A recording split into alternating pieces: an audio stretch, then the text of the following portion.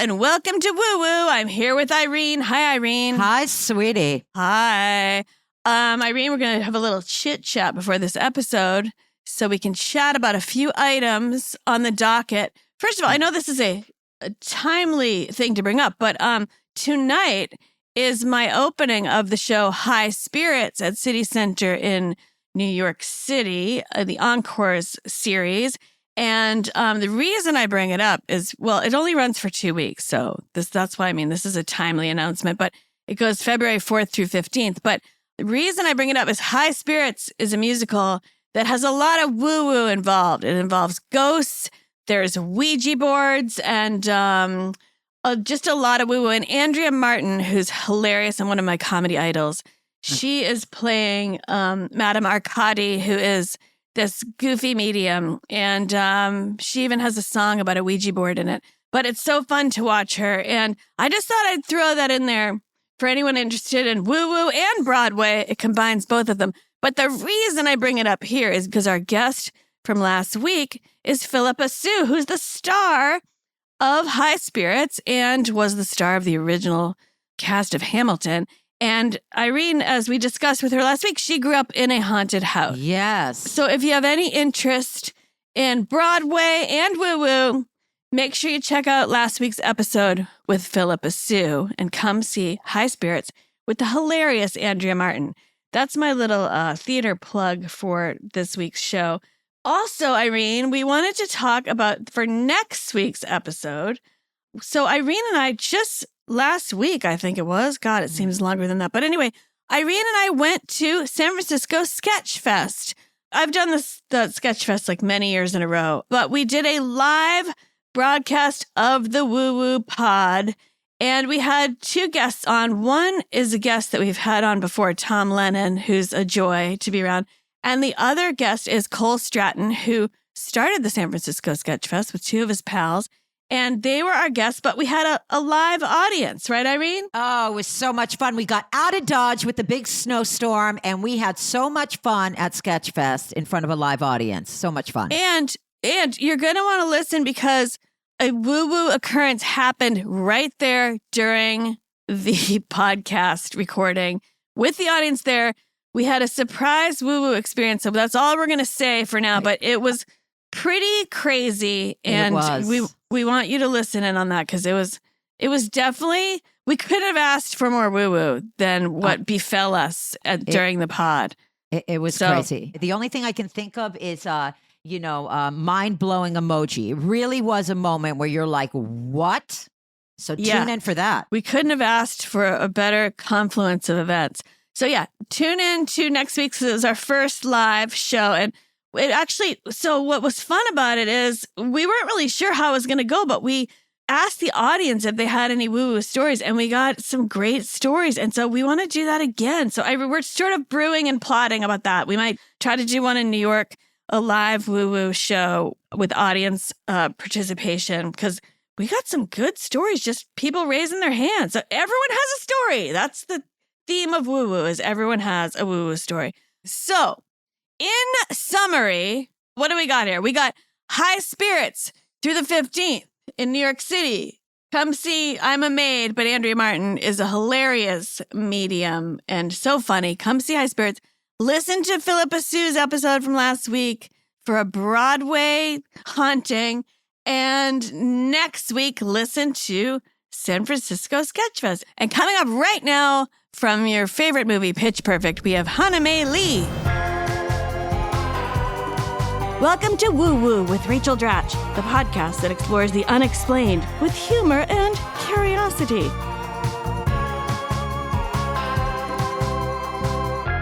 Hello and welcome to Woo Woo with Rachel Dratch, here with my pal Irene Bremis. Hi, Irene. Hello, sweetie. Hi there.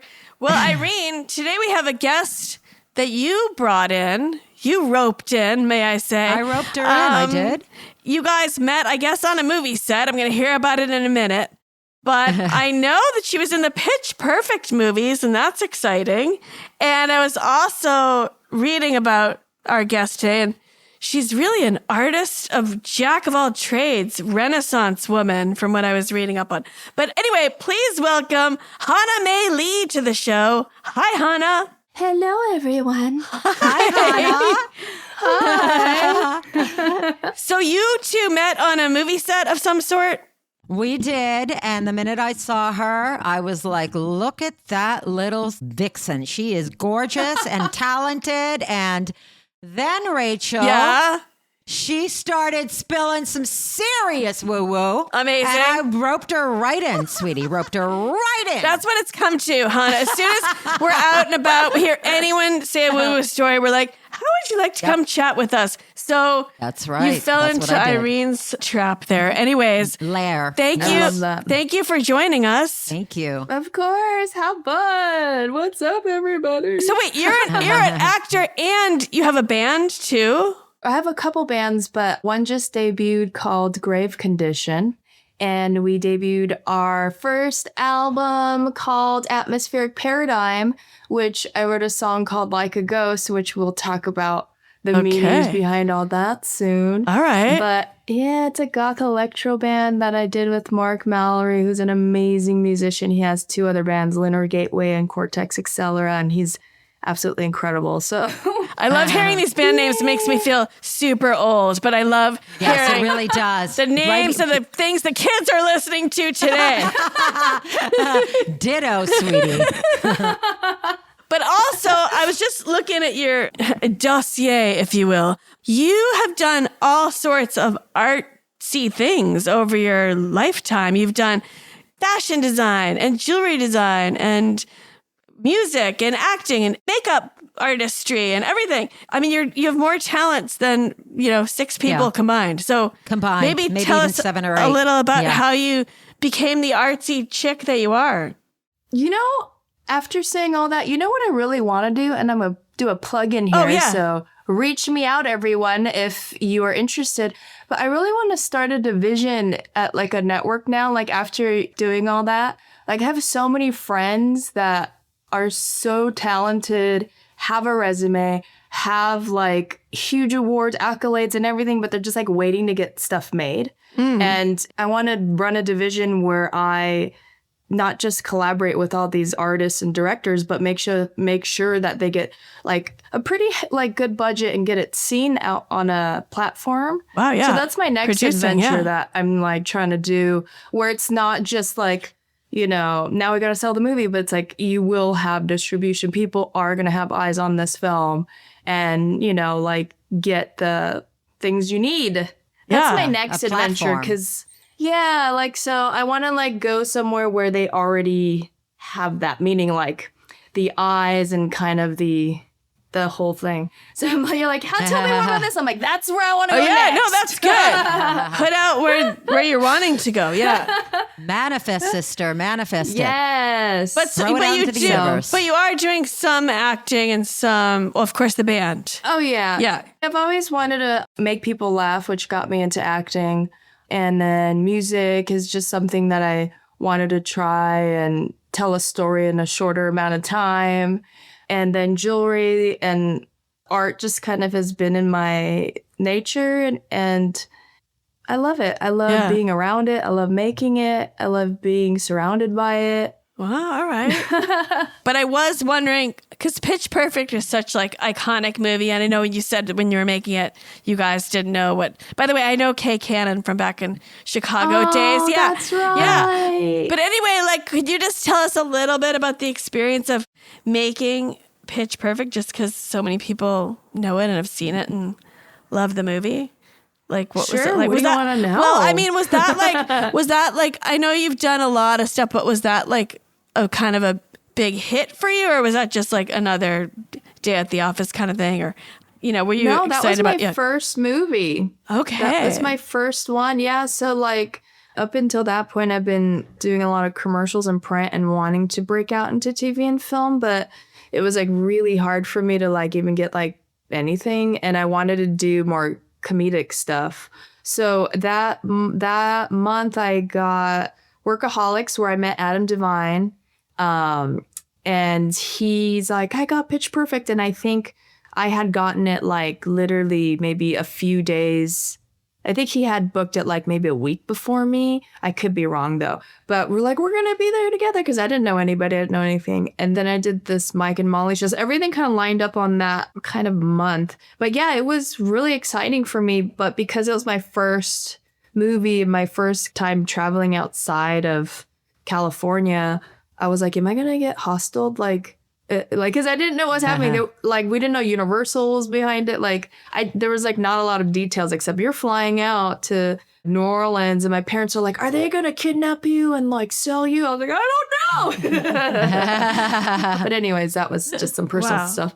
It was great. There were so many of us, and we were so young, and a lot of people were hired straight out of college, straight out of like LSU, where we went and we did a lot of the tailgating and the football games, which is so great. Mm-hmm. It was really fun. It was like, it looks so fun. I got to dance, sing, and act, and like be around a bunch of people who love the same things, and it was great. It was a lot of fun. I just wanted to know, as a fan of the movie. It was also like interesting because when we did the first movie, like, it was a smaller budget, so we didn't have enough in the budget to do like even 3 takes or coverage. Oh, wow. And like the lights, like we didn't have enough of that either. So everything was just like smog machine, like to like make our skin look nice. To like the second and third one, which we had just so many like visitors and like lights and takes and crane shots and all this stuff. Yeah. So it was fun to kind of see the evolution of all that too. Yeah. But the first one was so great. You know, it's like we're all just making a movie. And fun. It was fun. Yeah. A quick message from today's sponsor, the ASPCA Pet Health Insurance Program. Life with a pet is full of surprises. A chewed up sock, a spur of the moment adventure, an unexpected vet bill. That's why ASPCA Pet Health Insurance is worth checking out. Their plans are flexible, easy to customize, and help you stay prepared for whatever your dog or cat gets into. The best part? There's a special perk for signing up. When you enroll in an ASPCA Pet Health Insurance plan, you could get a $25 Amazon gift card. It's a little treat for you while you're doing something great for your pet. The program offers customizable accident and illness plans, making it easier to get your pet the care they may need. And it's been around for almost 20 years and has covered nearly 1 million pets in that time, because big vet bills never show up when it's convenient, do they? To explore coverage, visit aspcapetinsurance.com/woo. That's aspcapetinsurance.com/woo. Eligibility restrictions apply. Visit aspcapetinsurance.com/Amazon terms for more info. This is a paid advertisement. Insurance is underwritten by either Independence American Insurance Company or United States Fire Insurance Company and produced by PTZ Insurance Agency Limited. The ASPCA is not an insurer and is not engaged in the business of insurance. Well, Irene, tell me about when you guys started chatting and the woo-woo beginnings of your conversation. Or you can take it away, Irene, I guess is what I'm saying. I will take it. I will pick up the ball and run. So the minute I met Hana, I just immediately thought, I've got to get to know this girl. And we started to chat. I mentioned that I was doing a podcast with you, sweetie, and it was all about the supernatch. And all of a sudden, the floodgates to the other universe opened, and she had all these stories. But the one that I do remember that you were talking about, correct me if I'm wrong, Hana, was it the hotel ghost story that you were telling me about? Yep. And you can take it from there. Yeah. Sure. It was like, first of all, You Were Amazing in Pound Cake by Owner to Kel, who I just listened to your guys' episode, which was so fun. Oh, yeah. Thank you. You were absolutely great. So I think we're talking about haunted hotels, which led me to, it was like one night that I thought I was having like a ghost thing, which I haven't had in so long. But it was in winter of 2012 when I was shooting Pitch Perfect in Baton Rouge. And at that time, it was really little. Nobody kind of really cared too much. So we're in the hotel and like, we're all like, everyone was always hanging out and going out. And there was this night for Halloween, actually. Like, we were all supposed to go to New Orleans. We were shooting in Baton Rouge. We stayed in Baton Rouge as well. And there was, I mean, should I just dive right in Yeah, to the sure. story? Right in, all right. sweetie. Spin the tail. Spin the Spin tail. a tail, girl. You can do this. So that night we were all supposed to go out, and many people did, but like I took this long nap that turned into like a 3-hour sleep, and I woke up just sweating. It was a nightmare I had that there was like, I was at like some kind of Coliseum in New Orleans, and there were a ton of people, and then there was like a mass shooting and chaos, and it was like really bad. And I woke up covered in sweat and just really frightened. And then I was telling one of my castmates about it, and she's like, I fell asleep too, and I had a similar dream. And I'm like, what? And I was like, well, I don't want to go. I know that kind of might be dumb, but I don't want to go tonight. And she's like, oh, I'm not going. And then it turns out that there was a shooting very close to where everybody was hanging out. Yeah, it was it was intense, right? Oh my gosh. Yeah, we're like, what the fuck? But let me rewind a little bit. So when I first get to this hotel, everyone's so nice, and, you know, like, we're all staying at the same place. And, like, I'm sleeping there, and we've been there for, we're, like, scheduled to be there for 3 months. So for, like, the first week, it's fine. And then, like, around the maybe 6th, 7th day, like, there's this, like, presence in my room that is making me feel very uncomfortable. Like, I'll wake up and it's like, why is it always a dark figure, by the way? Like, why is it not like pink or green? Like, why is it always just dark and you can't see it?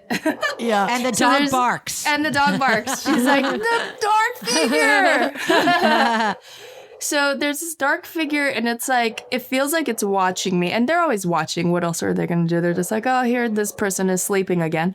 So they're there. This presence is there. And I'm telling, like, my castmates, and, like, they're like, why did you ask for another room? And I'm like, I don't know. I feel like it's there and it's really intense, but I feel like if I go somewhere else, I'm going to have to deal with something else. And I'm kind of curious what's going to happen.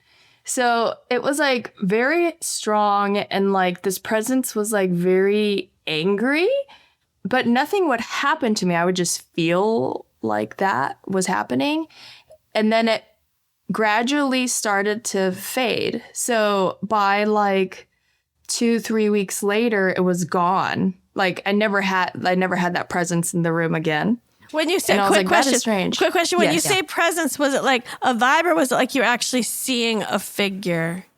It was Yes. a figure, but it was Okay. just like black and like a big Shadowy. Like it was probably like shadowy. I was lying. It was always in the bedroom, and it was like just staring at least like, it wasn't like right close. It was like the foot of the bed, but a little bit to the right. So, and it was always standing there.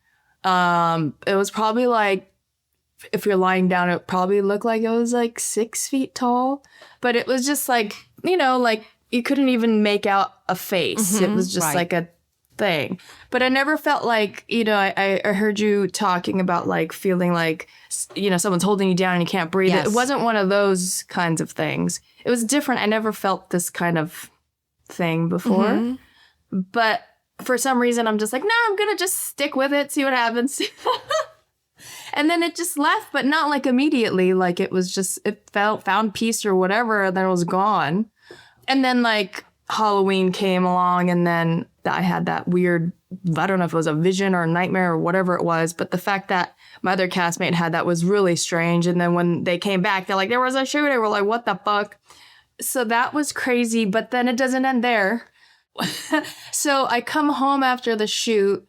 At the time I was living in Santa Monica, and like one night I had like a crazy dream again, woke up in insane sweat, and had similar feelings and vibes that I did that night, that I had that, whatever that was at the vision or nightmare.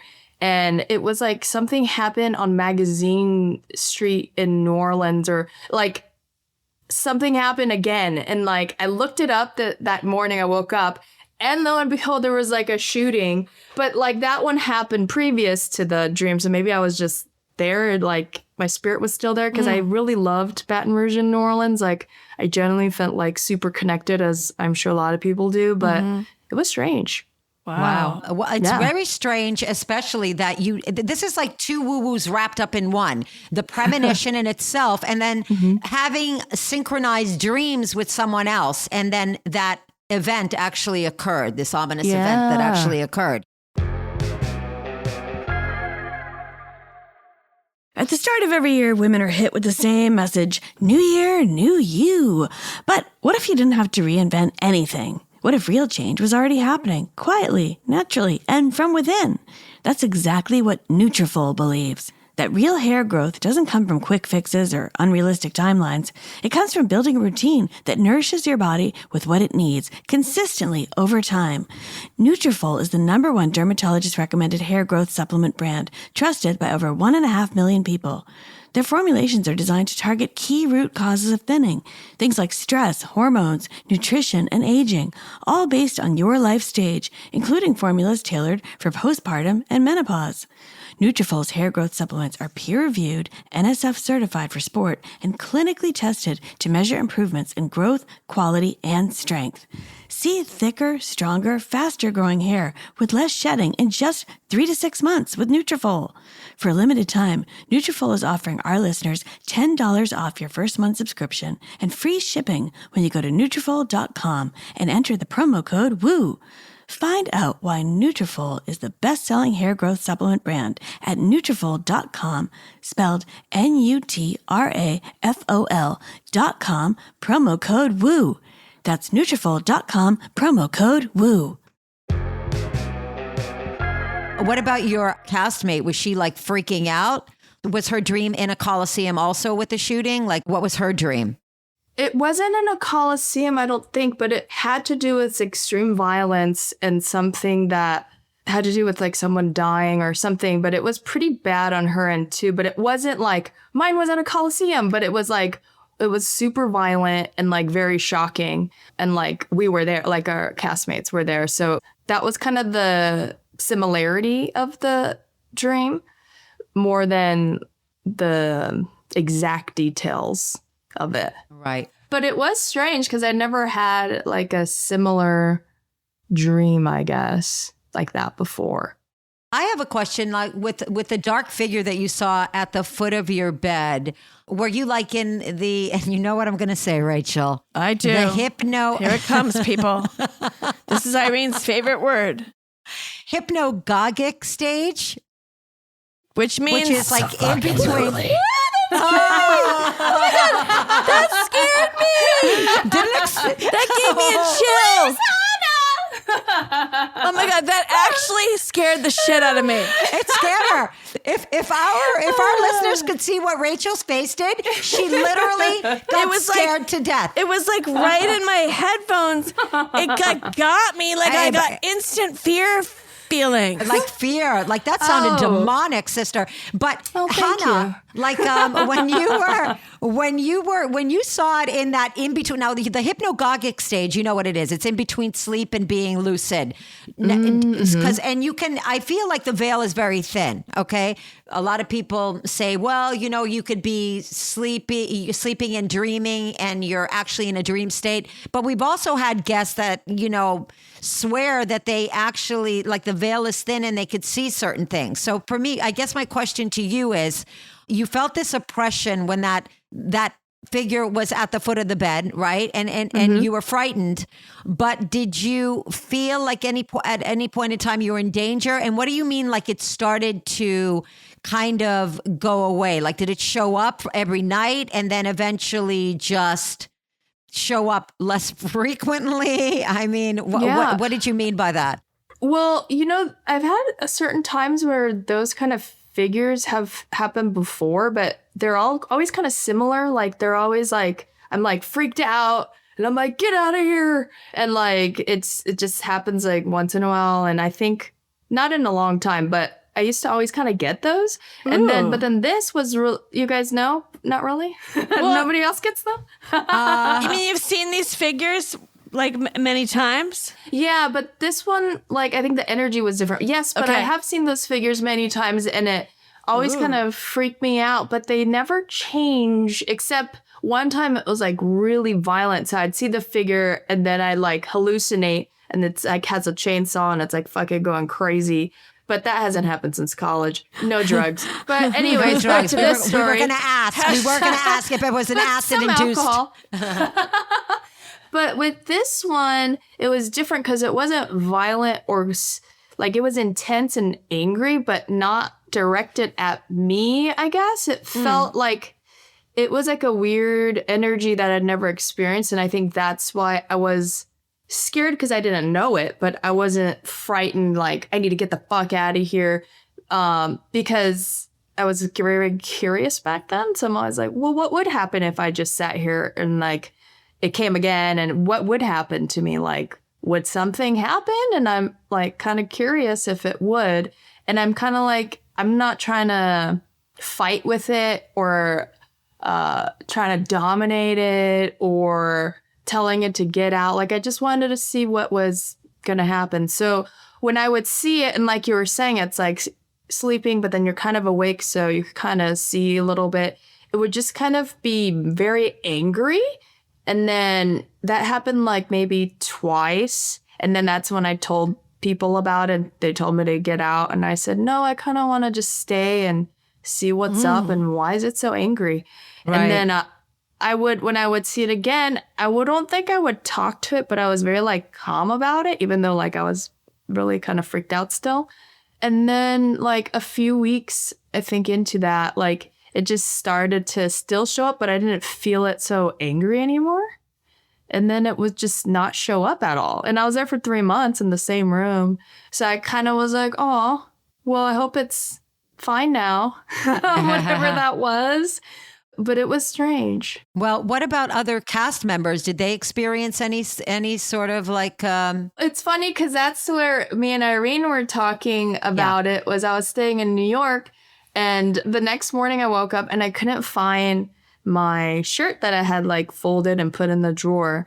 And whenever I stay at hotels, I don't like cleaning people coming in, so it's always like do not disturb. So I knew nobody was in my room, and like misplacing my shirts, you know. So I'm like looking everywhere, and I'm like, is a fucking ghost fucking with me right now? But I haven't like had that thought like for years, because it's just like, oh, it's me misplacing stuff. But it was so like I knew I put it there, and there's not that many drawers in this room.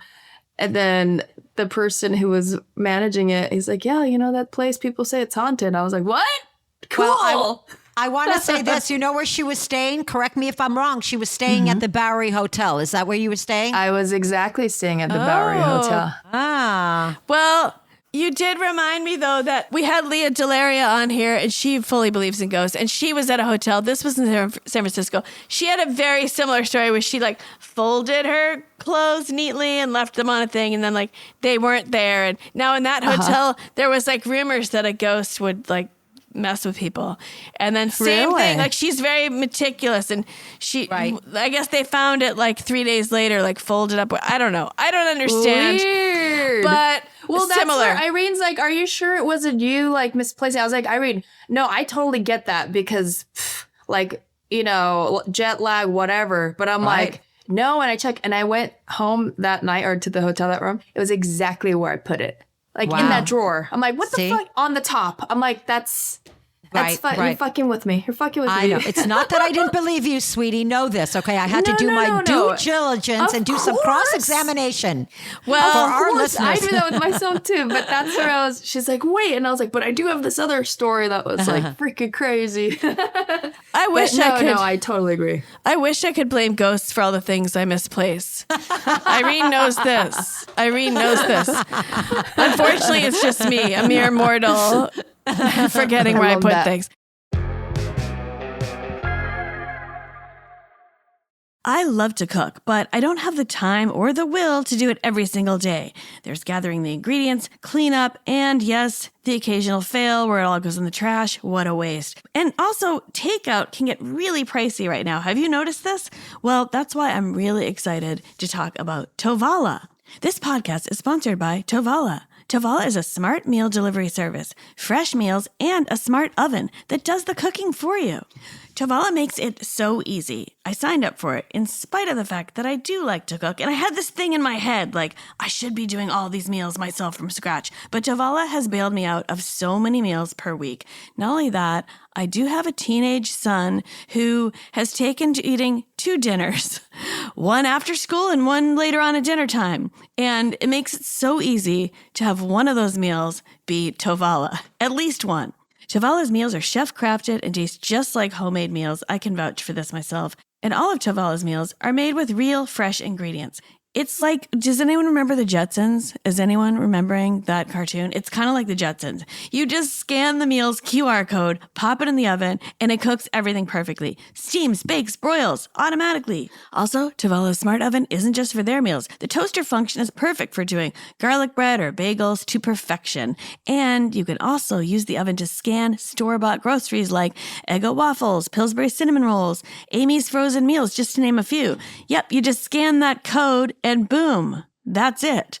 With Tovala, you can finally remove dinner from your to-do list. Why work harder than you have to? For a limited time, because you're a Woo listener, you can save up to $300 on the Tovala Smart Oven when you order meals 6 or more times by heading to tovala.com/woo and use my code WOO. That's up to $300 off when you head to tovala.com/woo and use promo code WOO. One last time, that's TOVALA.com. Make sure you use my promo code WOO for up to $300 off the Tovala Smart Oven. Remember, with Tovala, dinner is taken care of. Now, on to your song, your ghost song, right? Yeah. Tell us about this. So I don't know how you guys feel about this. I'm really curious because I haven't had a lot of feedback except that people have been saying they really love it, the song. But I created this song because, you know, as we get older, we try to see things with a lot of perspective, which we don't have so much when we're younger. And a lot of events that happen in our lives, whether they're chosen or something we've done, are there. So this song was based upon letting the past go and letting certain memories that don't serve you well go. But I think what a lot of people don't talk about is like, once you let that go, who are you? You've let that pain and time sink into your life for so long that it's become you or become part of who you are, become part of the decisions you start to make and the friends you surround yourself with, the things you like to do. It all becomes sourced from that experience and memory. So once you let that go, is it this freedom that everyone's like, oh, I'm so happy I went to therapy and I let it go and I moved on. But it's kind of like that part was so much part of you that it is still part of you, but it is like a ghost because sometimes it'll just come up out of nowhere and make you feel all the feels and then leave you like it was never there and you're just like, it's stuck there. So it's playful in a way where it says it's like a love song, but like the past is in a love song. But it's really like, who am I after I let this ghost go away? Mm-hmm. So that was what the whole like a ghost was about. Whether it's, you know, letting go of someone you lost or, you know, like, I feel like that's my new ghosts more than supernatural things. It's kind of like, wow, like it kind of, you're just stuck with that, you know? Anyways. Yeah. Like a Ghost, check it out. It's streaming everywhere. Like a Ghost. I heard it. It's, let me know what you think. Like a Ghost, thought you're it was here. Like great. a Ghost, you're gone. I loved it. Hannah, I heard it. It's really great. And yeah, you know, like your ghosts cause you to grow and learn and evolve. So without your ghosts, think about it. You can't, there's no evolution. So yeah. And as an artist, both musically, visually, everything, this is such a cliche question, but I was going to ask, like, do you ever get ideas from sort of, you know, surreal places such as like a dream? Or the way that I get ideas sometimes is just like a burst of an idea. It just comes from like the muses and you can't really control when you're going to get an idea. But when you sit down to write a song, is it like sitting down to write, or is it like, oh my gosh, I just had this idea. This ghost thing just came into my head. Like, it kind of depends. So, like, for this debut album, I wanted to write about my feelings and my relationships, and I wanted to get them out kind of quick, like stories. Mm-hmm. So this one kind of started off where I'm like, I'm going to just let go of all this baggage and like family stuff and all these bad memories. And then as I was talking about it, I was like, oh my God, but this has been part of me for so long. Who am I without all these memories and baggage? And I kind of feel really vulnerable instead of free. Right. And not that I want to just still have it, because I really do want to move on, because it takes so much of my time and energy. So then I'll just kind of like sit there and think about it all and then try to make it more poetic. So it's not like, and then this happened, and then this happened, and then this. So because you pretty much you have like a little time constraint of when you can tell the song. Right. So that's where the song music has been really fun. For films, when I write some screenplays and things, I really kind of just like let it kind of simmer and just really kind of go there. I have this paranoia. I get paranoid, and then I get really like, well, what if they're doing this? Oh my God. And what if they're doing this? And it just like spirals, and I will get stuck there. But I like living there too. So I try to do my ideas from there. And then I try to also not make it so me based. But I don't know. We'll see if that happens. But like, so try to make it more kind of ensemble, like kind poetic. Of thing? In that way. Oh, I have a question, Hana. Yes. Now, so you do a lot of different things, you know, and when you were younger, did you feel like you had all these gifts that were kind of swirling around? And was there anything that maybe like you have a predisposition for, like from your mother, or was your mother an impetus? Or did you know that you were going to be doing all these things when you were a kid, like some premonition? You know, thank you. Those really nice compliments. But I had the opposite. I think my mom is very talented. She's not just an A-type, which means she can get anything done, but she's very like meticulous, and she's very artistic, and she used to own her own like fashion one-of-a-kind store in Korea, and had her own beauty like salon here where she would also do makeup. And she's really talented and has an eye for everything and really key to detail. But they wanted me to like pursue other things that I'm terrible at when I was growing up. Oh, okay. So it was just like, you know, I would always get in trouble for talking too much and goofing around and being too enthusiastic about things and not doing my homework and not being good at piano and not being good at any like academic things. So I was always kind of like, you're not doing well, instead of like, oh, you're funny, let's push you to do more of this and that.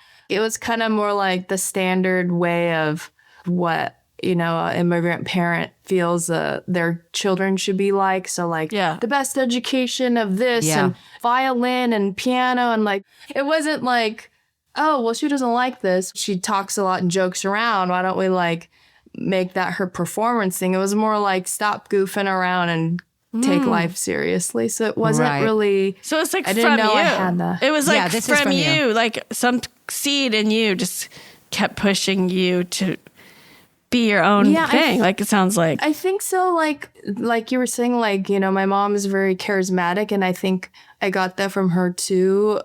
But I just always liked making people laugh. That's what made me want to be an actor. And it was just never pushed as a real thing for me, because my parents didn't have any background or help or anything like that. So that wasn't really like something they thought I, you know, should pursue per se. But whenever I'd watch anything, like I'd love how movies and TV, like how it would make me feel, and laughing and like feeling great, or like crying or being scared. It was just like such a powerful feeling that brought. So that's why I always wanted to do acting. And art wise, I just always kind of felt like my mom did give me art lessons. So I was more skilled in that, which was helpful. But I just love it. I love kind of going there and like exploring and being surrounded by other people who are making things and other creators and painters. And it's just really inspiring to hear like where their vision was and technique and all that. So that's cool, because it's such a testament to your inner spirit, you know, fighting its way to get out. Like, this is what I'm going to be. Yeah. Because some people might not follow that. Some people, you hear plenty of stories of people that just like went to med school because they had Their to. parents wanted them but to. like you just Right. knew in your heart this, you wanted to follow this more creative path. But let's be real here. I would have flunked out of med Well, school. okay. Like I know they had those dreams, but it's like It wasn't gonna happen. nobody in our family is doing that. Like, Right, right. speaking of Good point. like, so it's just set up for failure. I feel. Yeah. Then Right. Yeah. well, you have to. you fought through to be your own creative Person lady. and creative. Yeah. Yes. Yeah, but it was good. What about you guys? Did you guys just kind of fall into making people laugh and happier, or tell me your stories? Well, I don't know. I mean, I was always into like watching comedy and kind of like class clown type. And then I started doing improv in college. And then I was like, and I still was doing like the school plays and stuff.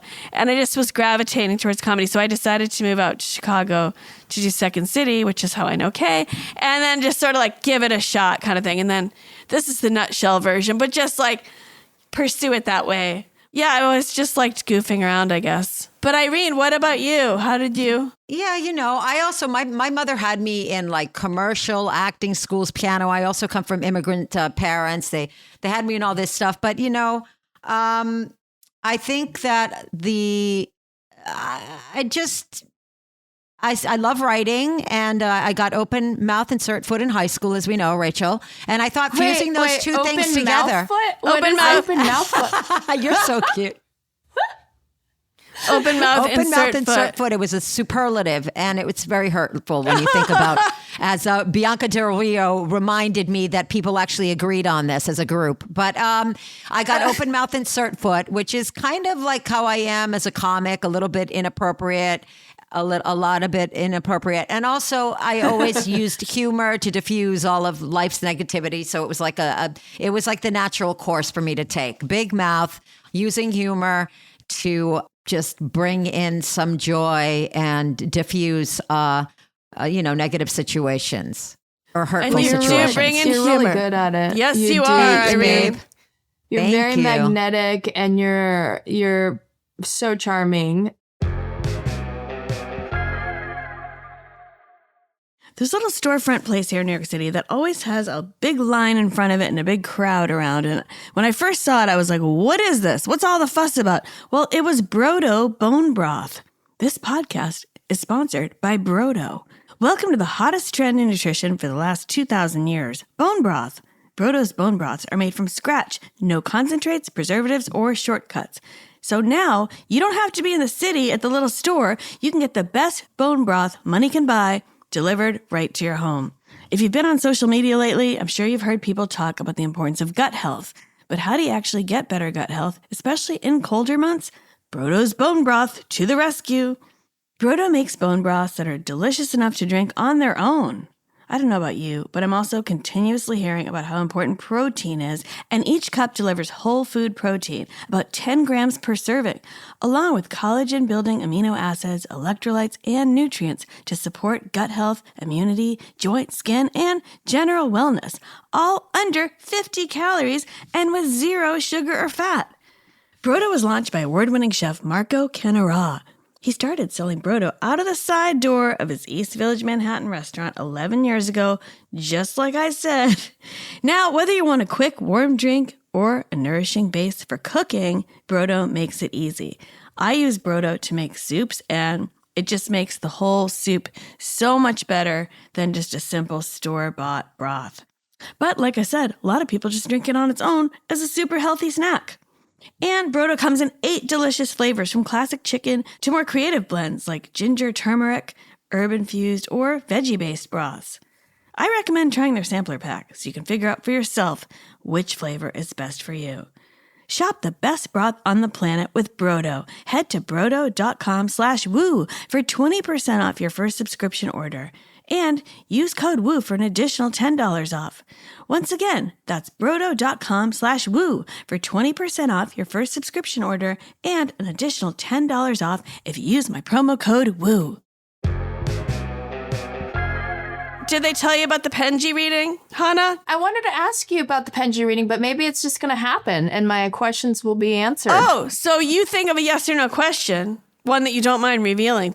And we tell people, don't ask something that's going to make you too sad if it doesn't give you the answer you want. Oh, okay.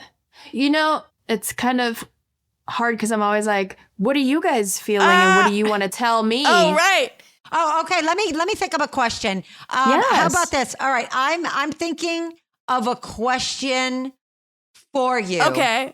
I love it. Okay. All right, I got it right here. Okay. All right, let's go. Okay. Let's go. Okay, I'm going to do it too. Okay, here we go. Okay. Okay, I got a yes right away. Me too. Oh. Will she be coming back to New York in the next 3 weeks? 3 weeks. That's Ooh. 3 weeks. that's a short time. Oh, I love it. Yeah. It's a yes? Wait. Yes. Wait, Irene, why did you pick the time frame of 3 weeks? I love it. Because she's all about specificity. Oh, I didn't know if something big was happening within just 3 No, weeks. kidding. no, What I happened? just Yes, threw it tell out me. there. What? I just Wow. no, I didn't. I picked it. It was just like All something right. I just threw Well, like spaghetti against the wall with 3 weeks. do you have any I plans? love it. Do you have plans to be out here in the I next don't have any plans right Well, now, so pack your this bags. is exciting. Pack your bags. You're coming right back here. Now this love it. this is risky because we can test this one in a very short amount of time. People Right. often ask, like, was the pendulum right?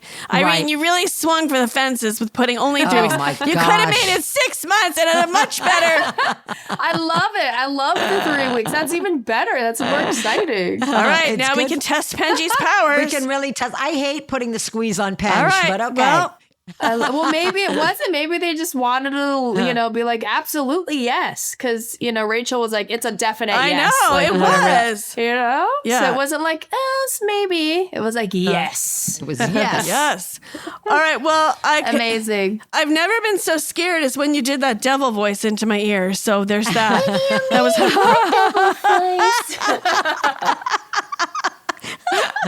Now wait. Tell us the name of your band again, so people can go listen to this song. Yes, it's called Grave Condition. Grave Condition. Perfect. Grave. Perfect title for this. Grave Condition, and the song is Like a Ghost. Like a Ghost. Like a ghost, Check and you out can the song. find it everywhere. It's on Spotify. Yeah. Yes, our album is called Atmospheric Paradigm, but Like a Ghost. Okay. Grave Condition. Tell me Awesome. what you think. Congrats. Tell me what you think of Ghosts. Follow us on Instagram at Grave Condition Band, and me at Hana Mae Lee, and Mark Mallory at Ritual Communications, and let us know what you think. I'm curious, Yeah. Uh-huh. All right. Cool. And are you in any other acting things coming up that we can look for you in, or? I'm in a movie. I'm not sure when the release dates are on 3 of these. One of these will be a movie with me and Irene, when I'm very excited about. Yeah. Uh-huh. One is called Boris is Dead. James Cullen Bursack directed it. Dane Cook, Thomas Decker, James Duvall, Tracy Lords. Fucking love her. A lot of amazing people in that one. So that should be coming out soon. Okay. And then another movie called Swipe, which is a horror movie. And I might I love it. I knew it. You do? Yes. I knew it. I knew it. Ooh. I could tell. I could tell by the name Swipe, sweetie. I knew her. Ooh, all right. So that should be Swipe. coming out soon too. So Okay. yeah. All right. Well, thank you Awesome. for joining us and Thank sharing your you. creepy tales. Right. And Thank you. yeah. Thank you, Hannah. Mwah. guys so much. Oh, she did it again, Irene. Oh, now I'm gonna have nightmares. Thank you guys so much. Irene, I'm never gonna forgive you for Thank this. you, sweet girl. You are amazing. Thank you. Thank you. I love being on here, and thank you so much. Thank you. I have to go sage my ears now. All right. Thank you, Hana. Thank you. And you can find me on Instagram at Ray Dratch. That's RAE Dratch. And you can find Irene at Irene Bremis. That's BREMIS Bremis. And thanks for listening. Thanks for joining me on this journey into the world of woo-woo. Don't forget to rate, review, and subscribe wherever you get your podcasts. Woo Woo with Rachel Dratch is a Q Code production. Executive produced by David Henning and Steve Wilson. Produced by Alexa Gabrielle Ramirez. Edited by Will Tendy. And here to take us out is Hana's song Like a Ghost with her band Grave Condition. Please enjoy Like a Ghost.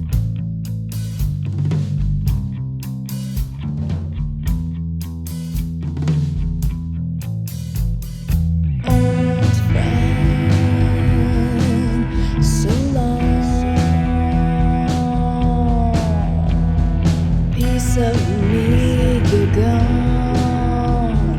Piece of shit, what's wrong? And now you're back. It's so long. And now you're back. It's so long.